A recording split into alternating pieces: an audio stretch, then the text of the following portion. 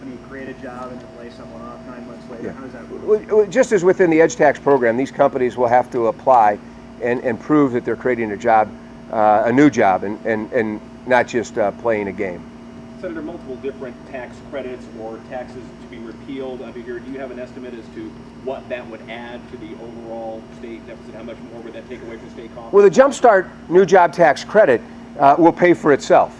As the jobs come into Illinois, the $4,200 that we receive on average per job, a portion of that will be given back. I believe the research and development tax credit will take care of itself. By having companies invest the research and development in Illinois jobs, using Illinois people to do it, should pay for itself. I would tell you though that the three taxes that probably have a short-term implication, the cuts that'll take a year or two to replenish, the estate tax penalty, the sales tax on gas.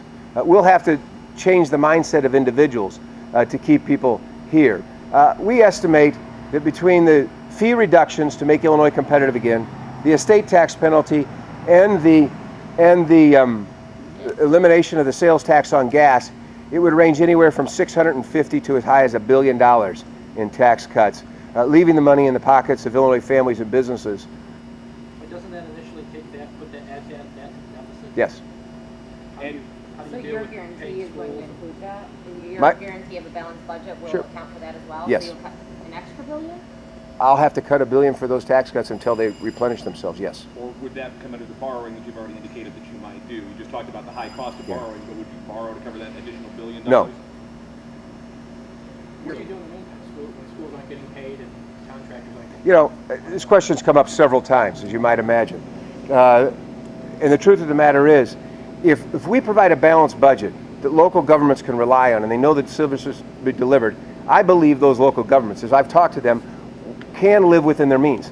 It's the false promise of a Quinn administration's budget with a backlog of $5 billion plus in unpaid bills that's put these entities, from colleges to schools, cities and counties, health and human services providers, that's put them on life support. They have told me that if you deliver on your promises, we can make that work. But we cannot make it work when you promise us something and don't deliver like Governor Quinn's done. You're talking about the GRT. Who's even proposing a GRT? Well, the Blagojevich-Quinn administration proposed the GRT. Who opposed it? Well, when you talk to businesses, as I have in the jobs tour, they'll bring it up. This is something that Blagojevich and Quinn scared them with. And this is why they're looking for long-term stability in the tax climate. It's clearly something that they're worried about, and we want to have them rest assured that no GRT will take place in a Brady administration. I think it was Doug Whitley that was just quoted in the story saying property taxes are more onerous to businesses than an income tax increase. And I'm wondering, won't this plan shift a property tax burden to schools so they'll have to raise them locally? No. And then how do they keep the teachers hired? Well, the cuts that we've talked, a dime on every dollar, would reduce overall education funding by 2 to 3%. Okay? Local school districts could absorb that by maybe not offering the pay raises that they've put in place. Let's face it, the private sector's gone without a pay raise, and in many cases pay cuts over the last 4 years. School districts can decide that we're going to buckle up in these difficult economic times, and we're going to live within our means as well, without increasing property taxes, without increasing class sizes, and without letting teachers go. I would also say, you know, the school districts that have the highest property taxes are the school districts with no economic base around the south side of Chicago, certain counties. So you need an economic base. That's what creates your revenue, so the schools and local governments have the funds that they need. You can't tax your way to prosperity. I mean, we have a member company, for example, has a facility in Naperville, one in Tennessee and one in Iowa, and he right now is making the decision, probably going to move his company from Naperville because of workers' compensation costs. That is going to take 250 jobs out of Illinois. That's money then they buy vehicles, they buy food, so we have to grow that economic base. So you mentioned property tax relief in this program here. Now, how much additional does that add to the state's burden here, and how do you implement that? Yeah. Let me just say, what I'm calling for initiating in here is, as jobs come back to Illinois and revenues grow, And the historical perspective of this is, in the last 50 years, revenues have grown each year with the exception of maybe a half dozen years. By bringing jobs back and creating a fabric and an environment for that, revenues will grow once again. And what I've called for is setting aside 10% of revenue growth to go into the Education Property Tax Relief Trust Fund to then be shared with local county treasurers who will reduce the education portion of the property tax bill by the amount of money they have available. So it doesn't add to the deficit, it comes out of growth. Yeah, sales tax on gasoline, would that include the local portion as well? No. And do you have an idea of who would lead your Council of Economic Advisors? Well, we've talked to a number of people, from economists at our universities. Illinois is rich in academic talent. To Any names, anybody you're working with so far? some of the captains, no, we're not ready to disclose that yet, but we've got a number of them we're already working Where with. you're getting this economic theory from?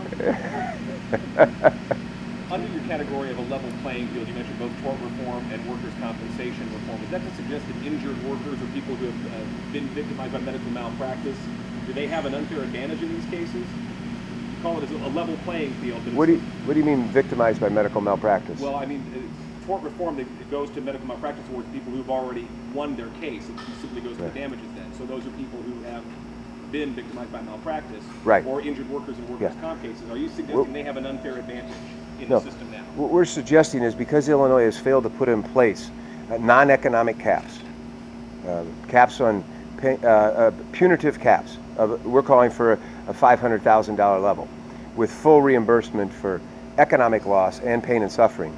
The failure to do that has threatened the livelihood of medical practitioners in the state. We continue to hear from doctors who've left. We continue to hear, just 3 weeks ago I visited with the folks at Springfield Clinic. They're trying to recruit doctors to provide health care for this community. They indicated to me that one of the biggest challenges they have in recruiting doctors, the first question they ask when a new doctor comes in for an interview is, when are you going to have medical malcaps in Illinois? And they aren't just dreaming that up. The other states that they're interviewing are suggesting that this puts Illinois at a disadvantage. If we're going to bring and keep doctors in Illinois, we have to realize that we have to put caps on non-economic damages. Do you have a You're not philosophy going to do for that how with to the do that? Supreme Court. How are you going to get around the Supreme Court? It's struck it down several times.